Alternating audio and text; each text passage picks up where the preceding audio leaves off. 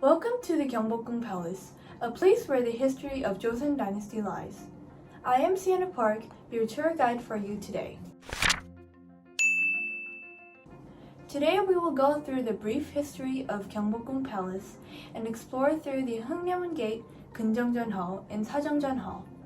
Joseon Dynasty was the last dynasty before the Republic of Korea was founded. Gyeongbokgung Palace was built in 1395 by King Taejo, which is the first king of the Joseon Dynasty.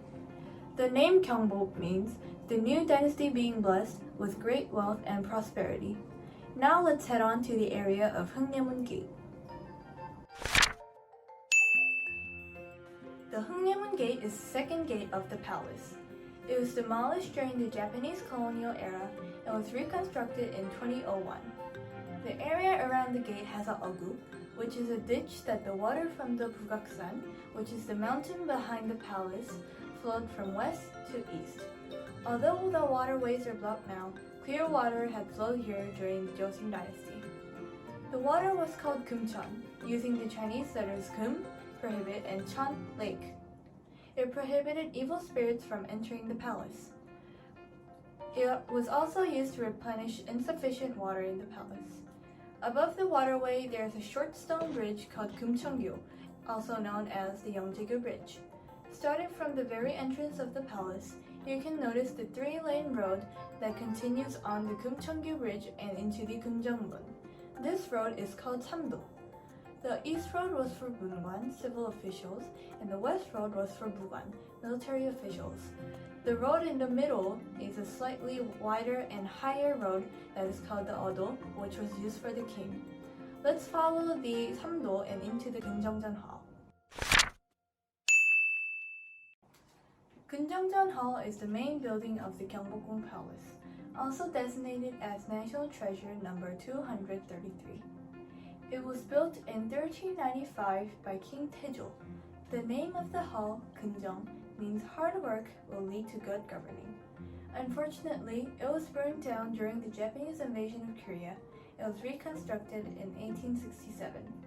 The Geunjeongjeon Hall was where all the important ceremonies and events of the nation were held, such as the king's coronation ceremony, the crowning of the prince, the reception of foreign ambassadors, the royal wedding ceremony, and Chocham, where the officials paid their respects to the king and asked for political affairs.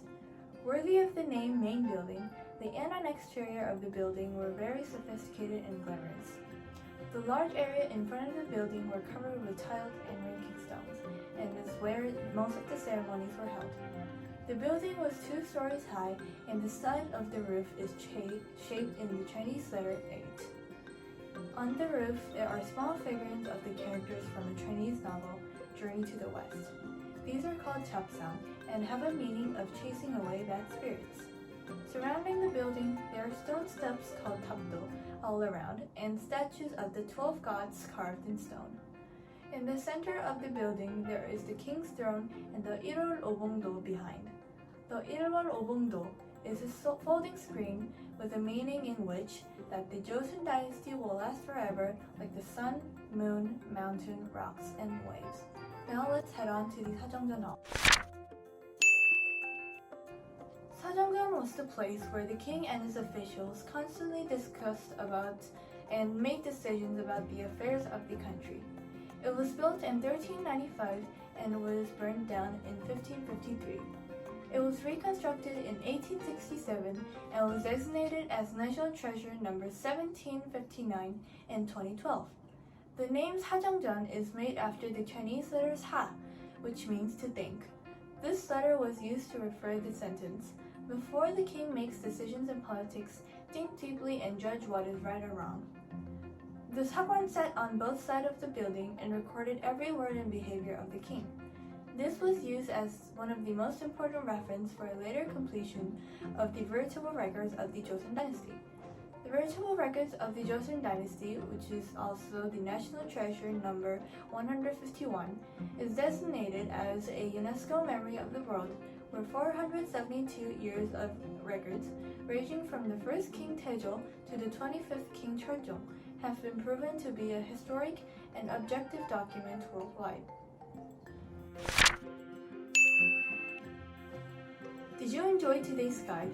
Although the Gyeongbokgung Palace is the most well-known and was used as the main palace, I would recommend you to visit at least one of the other palaces. Most parts of all the palaces are still in this repairing stage due to the damage from the Japanese colonization of Korea.